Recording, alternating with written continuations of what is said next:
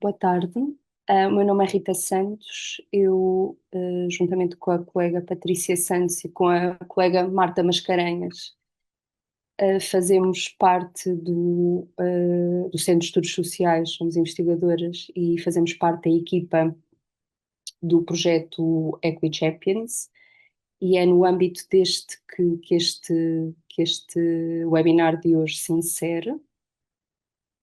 Um, nós vamos É uma série de webinars que tem procurado refletir sobre temas que têm a ver com a equidade de género e especificamente com a promoção de modelos não violentos de masculinidade em contextos desportivos.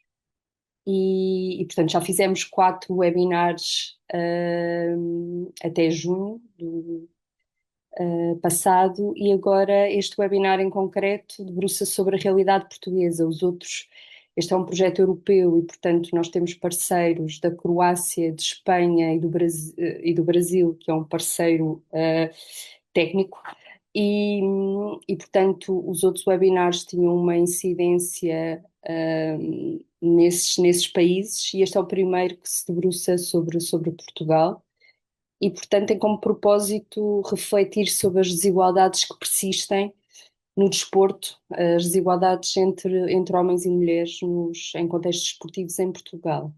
E para isso pensámos numa sessão que pudesse dar visibilidade ao trabalho que a Comissão para a Cidadania e Igualdade de Género e também para o Instituto Português do Desporto e da Juventude têm feito neste âmbito a nível nacional, e também especificamente analisar um pouco, apresentar e discutir os resultados mais recentes do projeto europeu All In Plus, que foi desenvolvido pelo Conselho da Europa e pela Comissão Europeia ao longo dos últimos 2 anos, e cujo relatório do projeto foi apresentado há pouco tempo.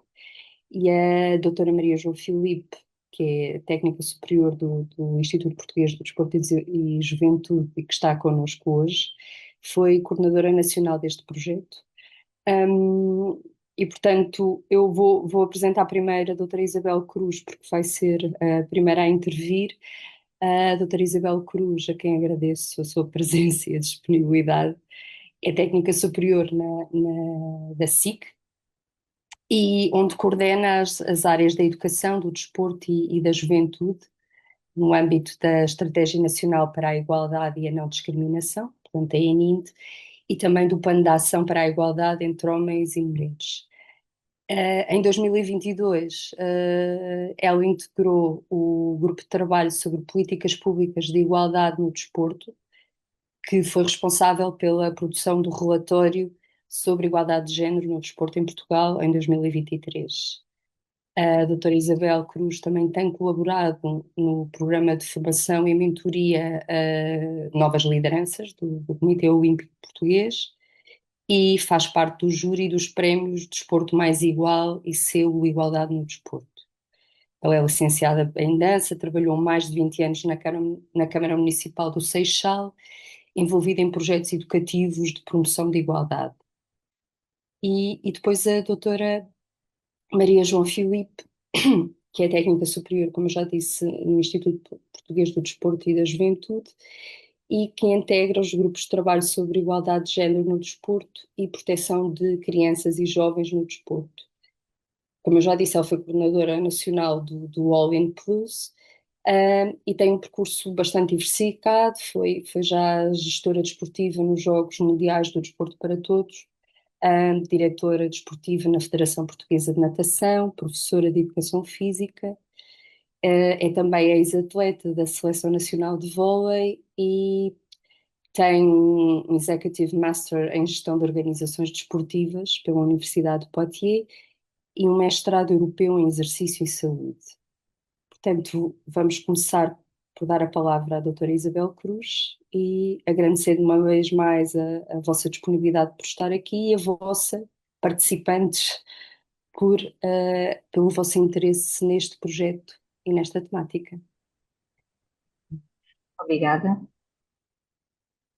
Boa tarde a todas as pessoas aqui presentes. Obrigada, A Equi-Champions e a organização destes ciclos, destes debates, a oportunidade que me deram de estar aqui presente, a oportunidade de poder partilhar convosco algumas das nossas políticas públicas para a igualdade e, nomeadamente, falar mais especificamente um bocadinho mais especificamente da área do desporto, da igualdade no desporto. É com grande prazer que aqui estou. A minha apresentação vai ser uma apresentação que vai versar sobre os instrumentos de política pública internacionais e nacionais na área da igualdade. No fundo, eu vou fazer um enquadramento do que depois, mais especificamente, nós podemos partilhar, e a minha colega Maria João Filipe vai partilhar sobre o que é que acontece em Portugal na área da igualdade no desporto. Eu farei um enquadramento mais global. Como já foi dito pela doutora Rita, eu faço parte de uma das várias equipas que trabalham na Comissão para a Cidadania e Igualdade de Género, que a partir de agora eu vou chamar de FIG, por ser mais fácil. Uh, Esta designação é muito comprida, e então a FIG tem é um mecanismo nacional para a igualdade e, por isso, tem as competências de apoiar, incentivar, monitorizar e mapear a nível nacional as políticas públicas para a igualdade e a não discriminação. É o organismo oficial do Estado responsável pela promoção e defesa da igualdade entre mulheres e homens em Portugal, enquanto princípio fundamental expresso na Constituição da República Portuguesa. De facto, não é demais lembrar que a nossa Constituição refere, no artigo 9º, que uma das tarefas fundamentais do Estado é promover a igualdade entre mulheres e homens. E também gostaria de lembrar o artigo 13º, sobre o princípio da igualdade, que refere que todos os cidadãos têm a mesma dignidade social e são iguais perante a lei. Ainda na nossa Constituição, é importante termos em consideração o artigo 79, que refere especificamente a cultura física, e que diz, claro, que toda a gente tem direito à cultura física e ao desporto, e ainda que incube ao Estado, em colaboração com as escolas e as associações e coletividades desportivas, promover, estimular, orientar e apoiar a prática e a difusão da cultura física e do desporto e prevenir, claro está, a violência no desporto. Então, a Estratégia Nacional para a Igualdade e a Não Discriminação, que eu vou passar a designar de ENIND, também por ser mais fácil, é o nosso instrumento de política pública e onde estão descritos os objetivos a atingir nesta área até 2030. É uma estratégia com um lema que diz: ninguém pode ficar para trás. E a ININD está alinhada com a Agenda 2030 dos Objetivos de Desenvolvimento Sustentável e as suas respectivas metas, e com os instrumentos internacionais sobre a igualdade de género e não discriminação. A visão de longo prazo da ENID é norteada pelo combate aos estereótipos de género, isto porque se assume internacionalmente que eles estão na origem da discriminação em razão do sexo, cruzando-se de forma interseccional com outros fatores de discriminação, como a origem racial e étnica, a nacionalidade, a idade, a religião, a deficiência, entre outros, que marcam determinantemente as relações sociais entre mulheres e homens por serem redutores da liberdade de ambos. O combate aos estereótipos de género é mesmo o objetivo central e orientador de toda a ENIND. E já que falamos de estereótipos de género como sendo um dos principais obstáculos à plena igualdade entre mulheres e homens, partilhamos convosco, queremos aqui trazer a definição deste conceito que está expressa na estratégia do Conselho da Europa para a Igualdade de Género, a estratégia que está em vigor até 2029 e que diz que os estereótipos de género são modelos ou ideias sociais e culturais preconcebidas que atribuem a mulheres e a homens uma série específica e limitada de características baseadas no seu sexo. Queria chamar a vossa atenção para estas palavras que para mim são especiais. Série específica de ilimitada de características baseadas no seu sexo. De facto, nós, enquanto homens e mulheres, nascemos com poucas diferenças. A maior diferença que temos é a nossa participação na atividade reprodutiva, porque nascemos ou homens ou nascemos mulheres. Mas, como a sociedade espera que tem estas ideias pré-concebidas do que espera que venha a ser um homem e que venha a ser uma mulher, desde cedo as crianças são orientadas para desenvolver um conjunto específico e limitado de características que se identificam com os papéis que a sociedade espera que homens e mulheres desempenhem no futuro. E, portanto, isto torna-se tão naturalizado em nós e acontece desde a gravidez que parece que realmente homens naturalmente têm um conjunto de características e mulheres terão outro conjunto de características que parece natural e nos vão diferenciando ao longo da vida e nos vão empurrando para caminhos e percursos dicotómicos distintos que às vezes têm alguma dificuldade em se cruzar, ou seja, limitam o desenvolvimento pleno das características de cada pessoa, das suas potencialidades, dos seus interesses, dos seus gostos, porque condicionam o desenvolvimento. Também gostaria de clarificar aqui neste contexto do que é que falamos quando falamos de igualdade de género, e para isso citamos também a estratégia para a igualdade de género do Conselho da Europa, novamente, onde se refere que a igualdade de género é um pré-requisito para o funcionamento da democracia. Do mesmo modo, podemos fazer aqui um paralelo que o objetivo número 5 dos Objetivos de Desenvolvimento Sustentável e que diz respeito à igualdade de género é um objetivo transversal a todos os outros e que sem o seu cumprimento não se conseguirá atingir muitos dos outros 16 ODS. A igualdade de género significa então que as mulheres e os homens têm igual visibilidade, poder, responsabilidade e participação em todas as esferas da vida pública e privada, bem como iguais oportunidades de acesso a recursos e à sua distribuição. Gostaria de referir que, como organismo do Estado, a SIG situa-se nesta terminologia e é esta a terminologia que o Estado está legitimado a usar. Temos sempre esta preocupação de clarificar conceitos e terminologias, porque as palavras assumem muitos significados e, portanto, é nesta definição e neste âmbito que nos situamos neste momento.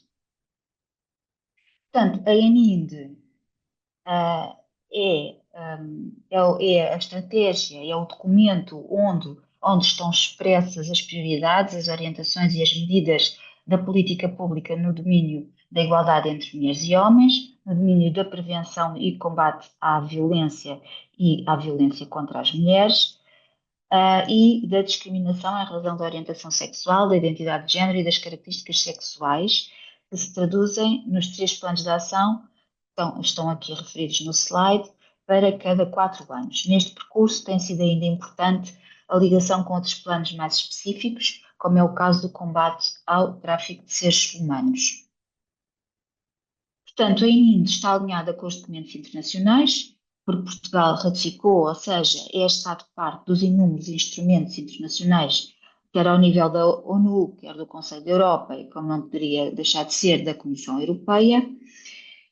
Muitos destes instrumentos são vinculativos e são vertidos na legislação portuguesa e outros são orientadores em matéria de definição das políticas públicas para a igualdade e não discriminação.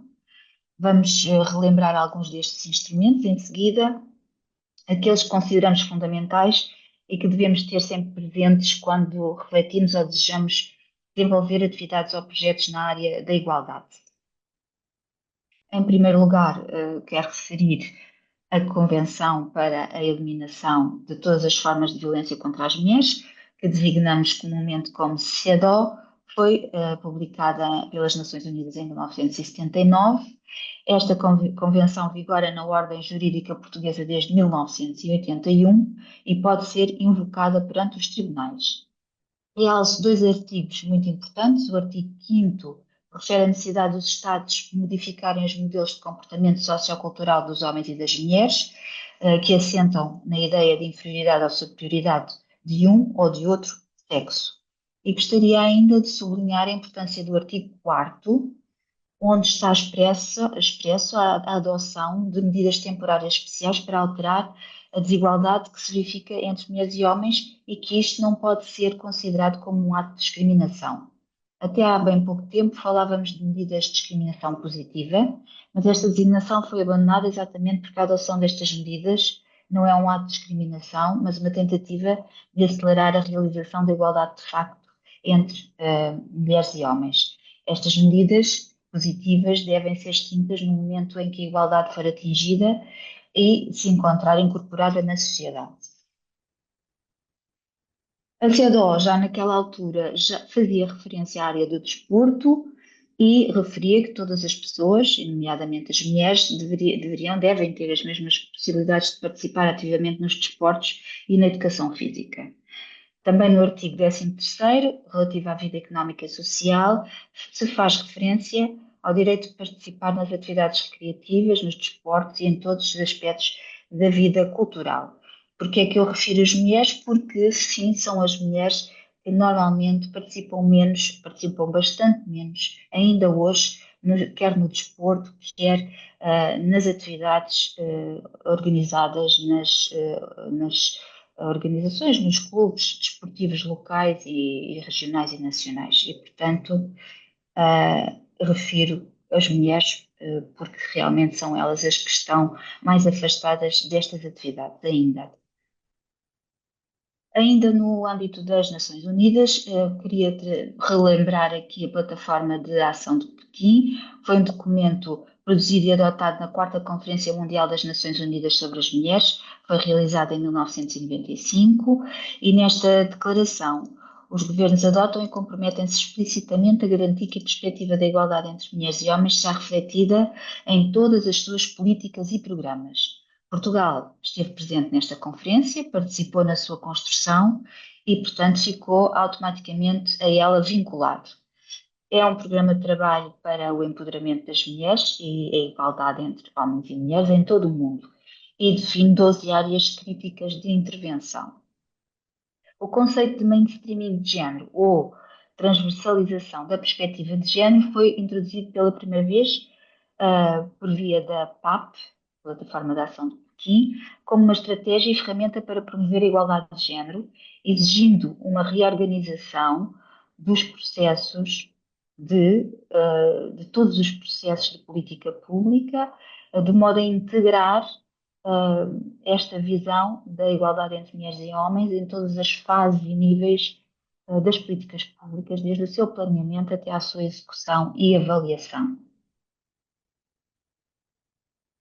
Já no que diz respeito ao Conselho da Europa, que é a principal organização da defesa dos direitos humanos no continente europeu e que tem 46 Estados neste momento, a igualdade de género é uma meta política muito importante. Em 2015, o Conselho de Ministros da área do desporto aprova uma recomendação que refere pela primeira vez a necessidade de transversalizar a igualdade de género em todas as dimensões do desporto, referindo que os estereótipos de género, lá estão eles, continuam a limitar as escolhas individuais das modalidades desportivas e a limitar o acesso das mulheres ao desporto e a orientar a cobertura mediática do desporto, fazendo com que seja mais centrada nas modalidades e atividades masculinas do que nas femininas, ainda hoje.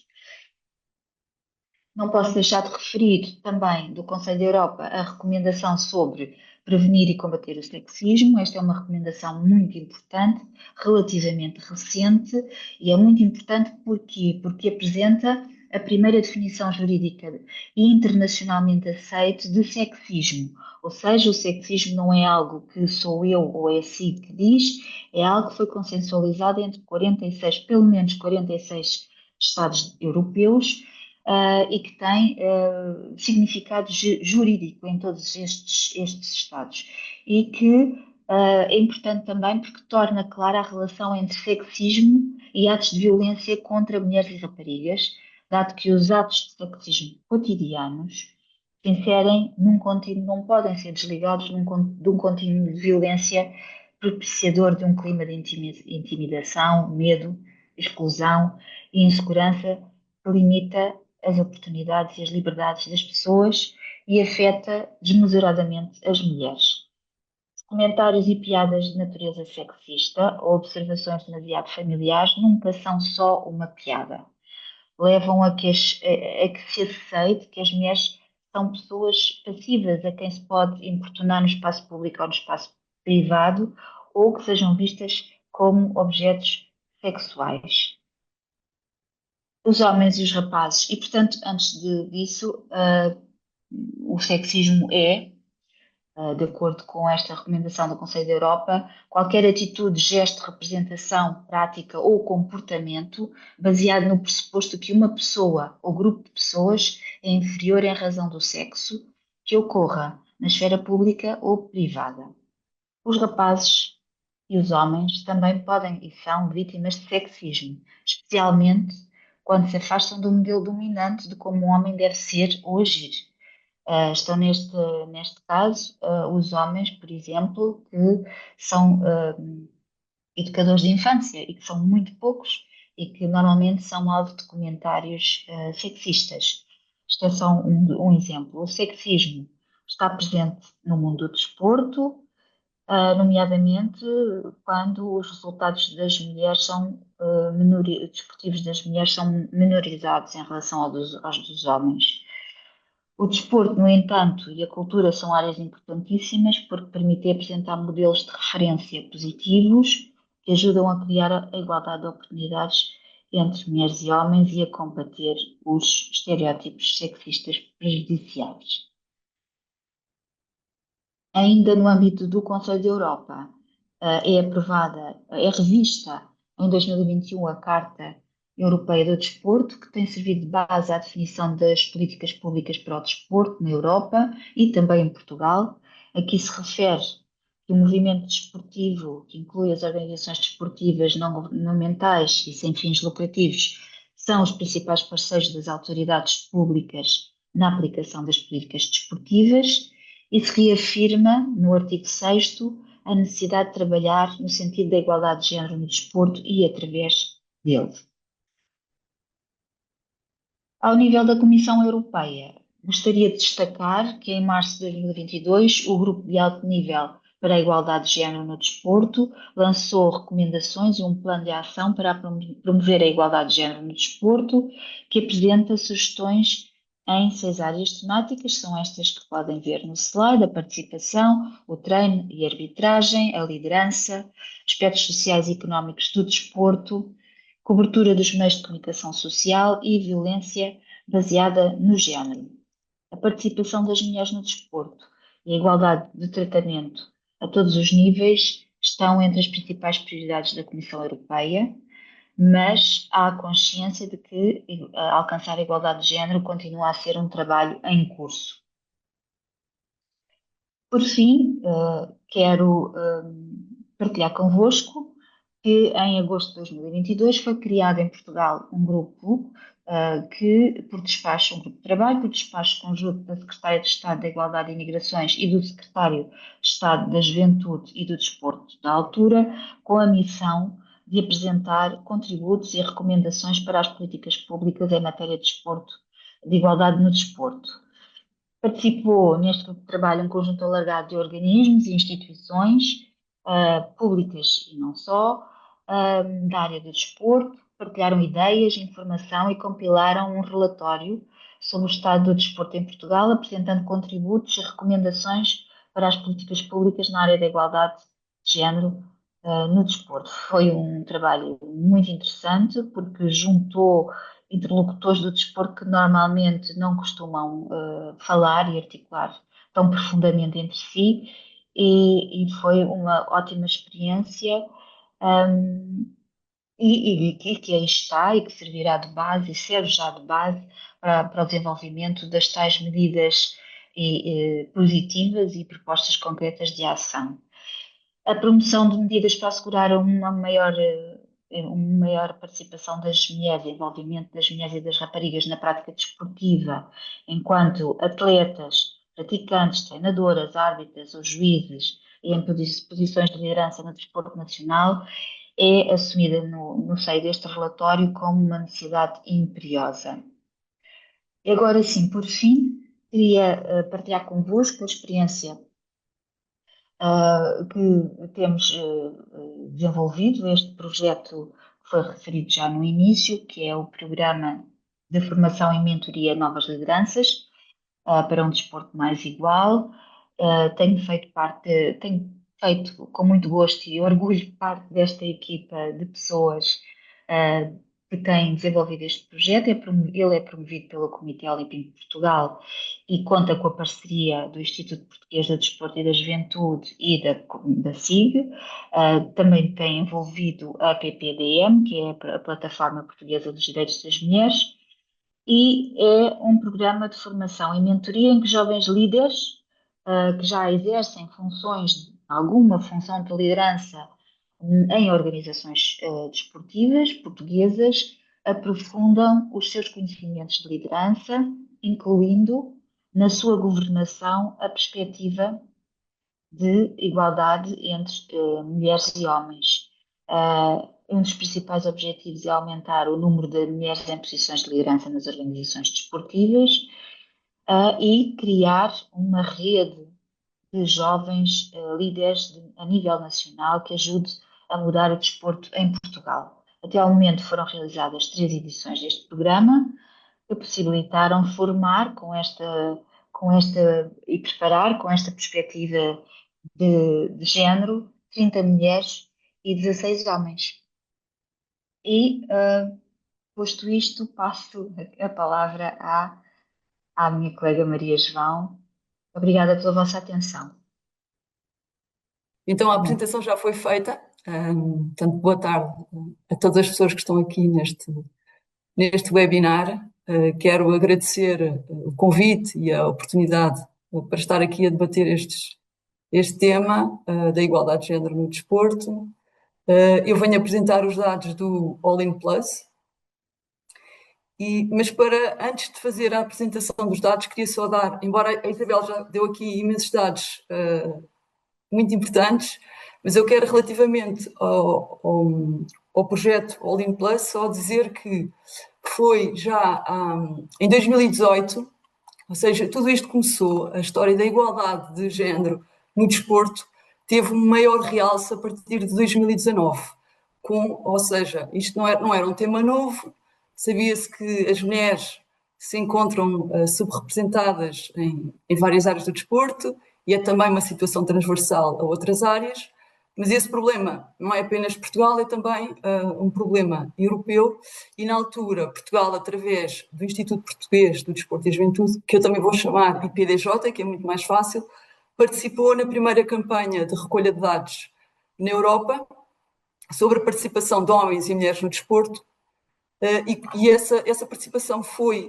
precisamente no projeto All In rumo à igualdade de género no desporto, uma parceria conjunta entre o Conselho da Europa e a União Europeia, e este terá sido, este projeto, o primeiro passo para tornar visível a nível europeu as grandes desigualdades entre mulheres e homens e, no fundo, tornar ou comprometer os países, pelo menos aqueles envolvidos no projeto, como era o caso de Portugal, a assumir um compromisso de incrementar políticas e criar programas para diminuir barreiras e aumentar a participação das mulheres, das raparigas e mulheres em todas as áreas desportivas.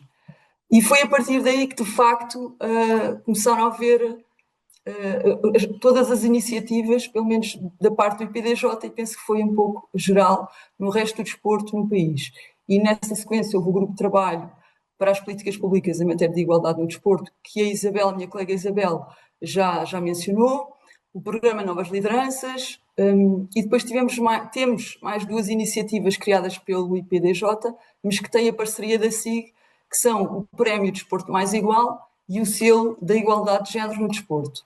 E vou só dar aqui explicar muito brevemente o que é que são. Portanto, o Prémio Desporto Mais Igual O grande objetivo é a promoção e dinamização de boas práticas em torno do aumento do papel das mulheres no desporto, e aqui com foco nas mulheres jovens até aos 30 anos.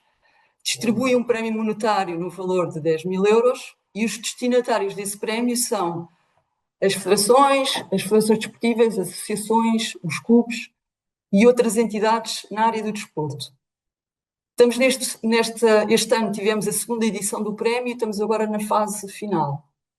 No próximo ano teremos a segunda edição do selo da igualdade de género no desporto. Esta iniciativa, o objetivo é reconhecer entidades privadas, ou seja, as empresas, que tenham intervenção na área do desporto. E aqui funciona de duas maneiras no selo.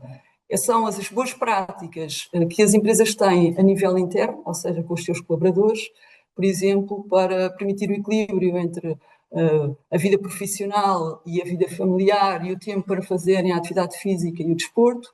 E depois, por outro lado, têm também a parte virada para o exterior, ou seja, o apoio que as empresas podem dar ao desenvolvimento de boas práticas por parte das entidades que estão no setor do desporto, aquelas que eu mencionei anteriormente, as federações, os clubes e as associações.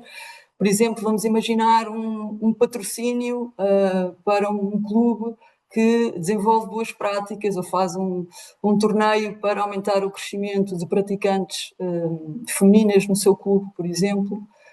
E aqui no selo, o foco, as áreas são a prática da atividade física e ou desportiva, a parte da formação e educação, por exemplo, a mentoria também é uma das áreas, a liderança, o treino, a arbitragem.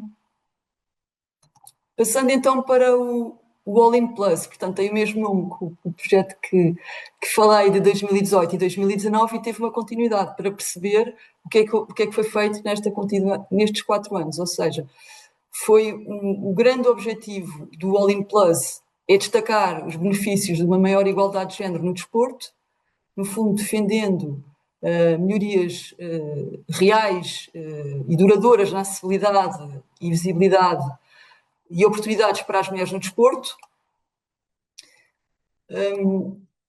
Foram 2 anos de recolha de dados, de investigação, que decorreram entre 2023 e 2024, e tal como a doutora Rita Santos disse na introdução, houve depois um evento final, onde foi apresentado o relatório da recolha de dados de 21 países, e esse evento foi este ano, em fevereiro, onde Portugal esteve também presente. E, portanto, foi analisada a igualdade de género no desporto em 6 áreas principais: na liderança, no treino e arbitragem, na participação desportiva, na prevenção da violência baseada no género, nos meios de comunicação, mídia, e nas políticas e programas de igualdade de género. Assim, aqui em Portugal, assim, eu fui coordenadora deste projeto, assim como a minha colega, portanto, éramos 2 pessoas, era eu e a Cristina Teixeira, que também trabalha no IPDJ, e nós trabalhámos com 31 entidades, além da nossa, do IPDJ, que também fez parte do estudo. Tivemos a recolha de dados de 28 federações olímpicas, e só explicar que as federações, temos cerca, não sei o número exato, mas cerca de 70 federações, das quais 28 são olímpicas, e foi nessas 28 que foi feito o estudo. Depois também no Comitê Olímpico de Portugal e no Comitê Paralímpico de Portugal. Eu acabei por fazer aqui pus os dados mesmo que vêm no relatório e que estão em inglês, espero que não se importem, mas eu vou explicar em português. E aqui os resultados dizem respeito à liderança. O que está a ver de claro é a percentagem de mulheres. Portanto, aqui no quadro 1, vocês veem que a representação feminina, ou seja, de mulheres presidentes, estamos a falar de presidentes de federações e das outras entidades, que é o Comitê Olímpico, Paralímpico e o IPDJ, não há nenhuma mulher presidente. E digo-vos que no panorama do país, em todas as federações, estou a falar no estudo, não há nenhuma mulher presidente. Em termos das federações todas, há apenas 3 mulheres presidentes, que é a presidente da dança, da Federação de Dança, de Kempo e de petanca. Depois, em termos de vice-presidentes, As mulheres estão representadas em 27%, são números muito baixos. E o que eles chamam nos executivettes, que são cargos executivos, como uma diretora executiva ou uma secretária-geral, as mulheres representam 13%. E 23% das entidades não têm este cargo. Agora vamos passar para a parte do treino, dos treinadores e treinadoras. Quem não está tão familiarizado com este tema, portanto, está aqui filiados, inscritos, registados em federações desportivas. Então temos aqui dois níveis. Temos do lado esquerdo, que chamam aqui os Registered Coaches, que são, no fundo, os treinadores que atuam, são todos os treinadores que atuam tanto a nível nacional como a nível internacional. Estamos a falar de um universo de 20 mil, no total, em que 12%, apenas 12% são treinadoras. A nível de elite, e aqui quando falamos de elite, falamos de treinadores e treinadoras que acompanham seleções nacionais e que têm treinadores que competem ao mais alto nível, campeonatos do mundo, campeonatos da Europa, meetings internacionais, e aqui as mulheres, a representação sobe um pouco para 25%. Aqui só outra curiosidade. A federação que tem mais treinadoras é a ginástica, tem 77%. E a federação que só tem treinadores, não tem treinadoras, é a vela e o tiro. O futebol tem a sua grande maioria também homens, tem 97%, e o tiro com arco tem 92%. Passamos agora para a parte da arbitragem. Os árbitros, juízes, comissários, que eu posso dizer que são apenas oficiais. E aqui é a mesma lógica, tem aqui dois níveis. No de baixo, que tem aqui o quadro 7, estamos a falar dos árbitros que atuam a nível nacional. E o quadro de cima são os tais que estão nas competições de elite, que eu falei há pouco. Por acaso, a proporção é exatamente igual, é 31% na representação das mulheres. Relativamente à participação desportiva, em representação total, as mulheres representam 30%. Há aqui também uma discrepância, que há uma maior participação das raparigas até aos 18 anos, 31,5%, e depois, quando as mulheres, quando passam para a idade adulta, aos 18 anos há aqui uma diminuição na participação desportiva. E isto ainda é um número significativo, porque aqui estamos a falar de milhares de praticantes. Em termos da participação nas competições de alto rendimento, estas competições de elite, temos já uma representação já equilibrada, 42% de mulheres e 58% de homens. Se calhar a representação equilibrada deverá estar entre os 40% e os 60%. E este, se calhar, é o único, eu acho que é o único quadro onde essa participação é equilibrada. Relativamente à violência baseada no género, nós temos apenas que 26% das entidades têm uma política, têm um plano de ação para prevenir e combater a violência baseada no género, em que apenas uma entidade dispõe de recursos humanos dedicados à sua implementação. 3 têm em vigor um mecanismo de monitorização e avaliação, mas nenhuma tem recursos ou verdadeiramente não tem recursos para a sua implementação. E aqui devo dizer que o próprio Instituto não temos um trabalho nesta área específica. Nós temos desenvolvido um trabalho muito grande no que diz respeito à proteção de crianças e jovens no desporto, portanto até aos 18 anos, e aqui devo dizer que também partiu de um projeto do Conselho da Europa e da União Europeia, e se calhar era assim que deveria também acontecer neste projeto, para verdadeiramente haver força e diretrizes internacionais que os países depois pudessem adaptar às suas próprias especificidades. Nós, no que diz respeito à proteção de crianças e jovens, publicámos um roteiro, temos um livro, portanto, aqui sim é que nós temos tido mais medidas. Relativamente aos meios de comunicação e à própria comunicação, aqui não tenho os dados mesmo de Portugal, tenho os dados gerais do estudo, mas eles são parecidos em todos os países, que é uma percentagem muito reduzida de mulheres nas várias participações. Estamos a falar em termos de acreditações de jornalistas que estão nos Jogos Olímpicos, desde Tóquio, que foi 2020, nos Jogos também Paralímpicos. Portanto, vocês veem no gráfico que a representação das mulheres no máximo é 30% e no mínimo é de 20%. Também temos aqui um dado interessante de 2022 e 2023 da Associação Internacional de Imprensa Desportiva, que emitiu 4 acreditações para mulheres e 46 para homens em Portugal.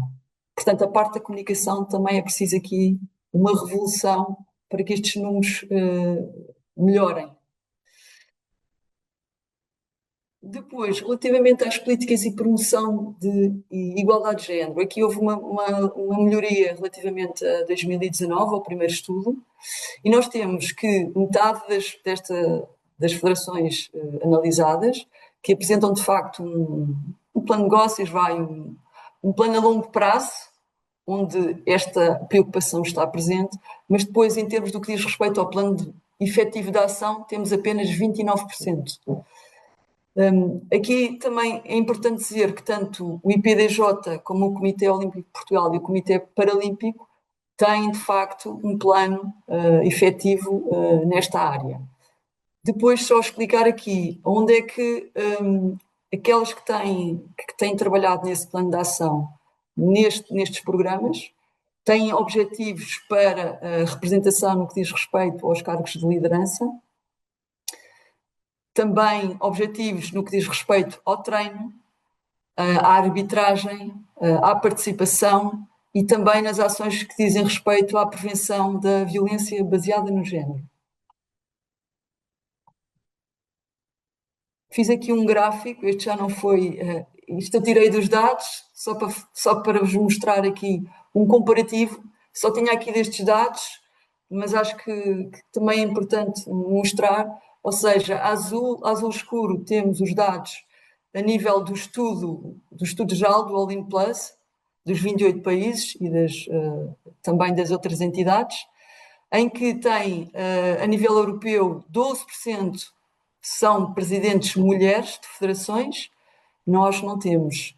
Em termos de membros de direção das federações, também é um bocadinho superior a nível geral, que apresentam 31% de membros de federações e em Portugal 26%. A nível de treinadoras, é aquele nosso índice que também, além dos presidentes, que é o mais fraco, que temos apenas 12% em termos de treinadoras, e a nível europeu temos 23%. A nível dos oficiais, portanto, a parte da arbitragem é muito parecido, 32% a nível geral e 31% para Portugal. Agora as recomendações. É assim, eu tinha N recomendações, porque este estudo é muito extenso e obviamente eu não tinha tempo para falar de todas as recomendações, portanto eu acabei por selecionar algumas e pus a azul para explicar que nas várias áreas nós vamos ter medidas que elas devem ser comuns e devem estar em todas as áreas.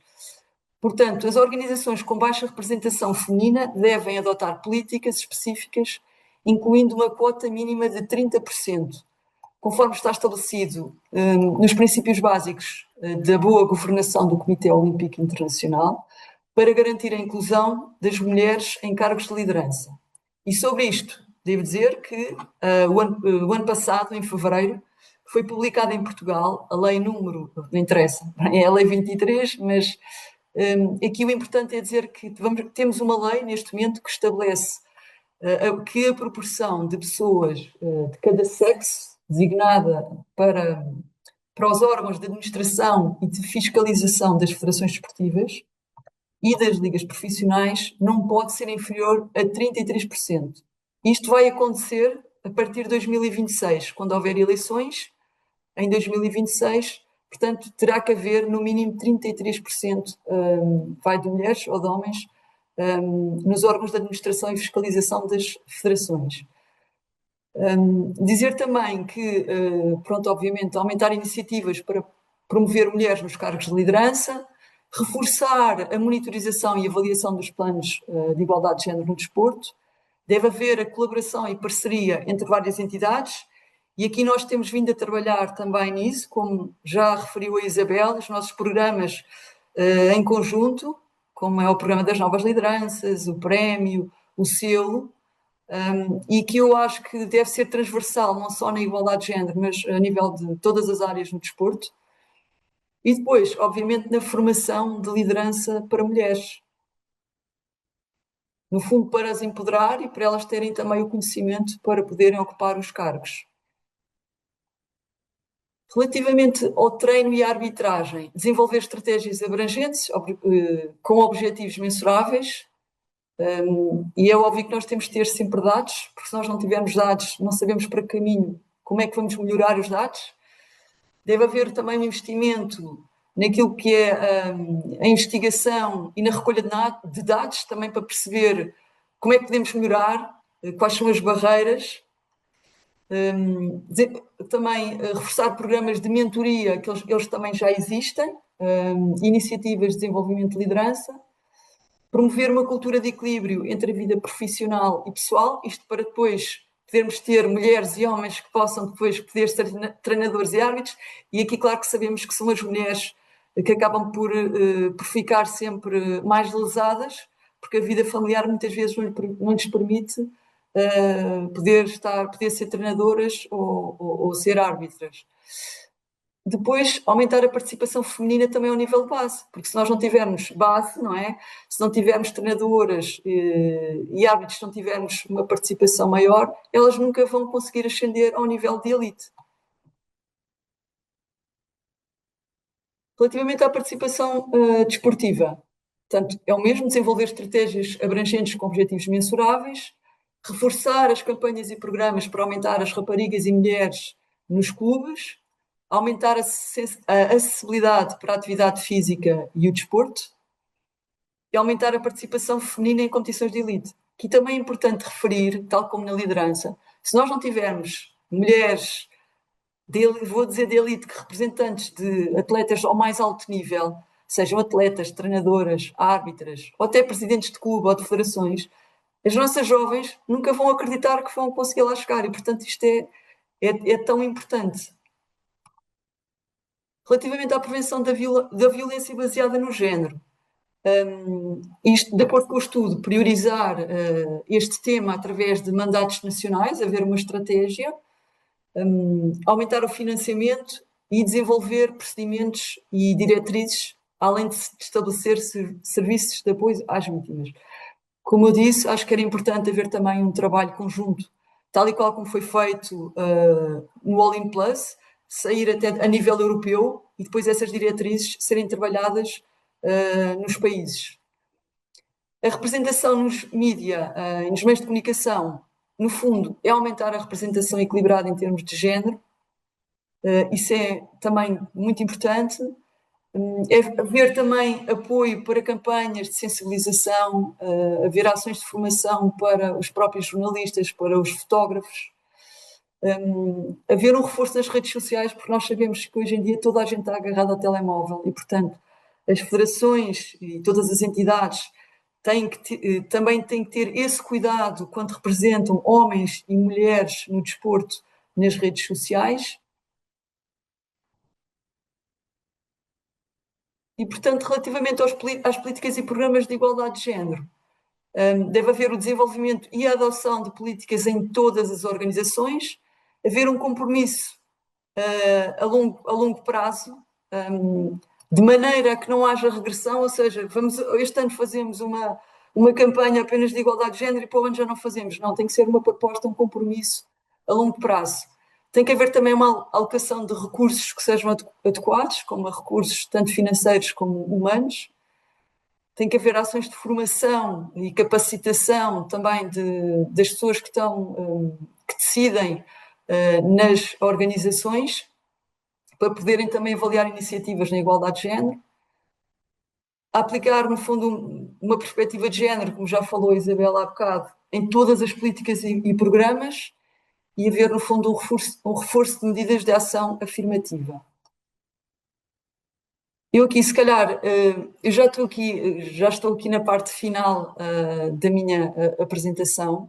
Eu pus aqui os QR codes, se calhar pus aqui muitos, mas nós temos na página o All in Plus, além de ter feito os dados, tem também uma biblioteca online, com vídeos, com documentos, porque uma das coisas que eles também nos pediram aos países, foi para enviarmos projetos que estavam a ser desenvolvidos, e eles estão todos nesta página. Portanto, do lado direito, onde tem Joint Program All in Plus, esse QR Code, conseguimos aceder a uma página que tem toda a informação sobre este programa. Não sei se conseguiram, se alguém conseguiu aceder aqui aos QR Codes, mas depois, se quiserem aceder posteriormente, se conseguirem enviar também a apresentação. De qualquer maneira, se puserem Joint Program All in Plus, vocês conseguem chegar a esta página. Além dos dados todos, portanto, eles tiveram o cuidado de depois distribuir a cada país os dados de cada um dos países, portanto, que é este que está aqui no meio, que é os dados de Portugal, e este aqui, eu até posso mostrar. Tinha um livro, não se consegue ver que está transparente, que é o primeiro, que são todos os dados do estudo. E por fim, isto aqui, pronto, eu pus, isto é para quem quer fazer um estudo mesmo muito aprofundado. Eles conseguiram fazer, além de ter os dados todos explicados, pronto, em termos de texto, conseguimos também, em termos interativos, ir ao mapa e ver cada área por país, quais são os dados. E pronto, isto dá para mangas. Portanto, resta-me agradecer a quem está aí do outro lado. Deixo aqui os meus dados, um e-mail e também o LinkedIn, se alguém quiser. E pronto, e termino aqui a minha apresentação.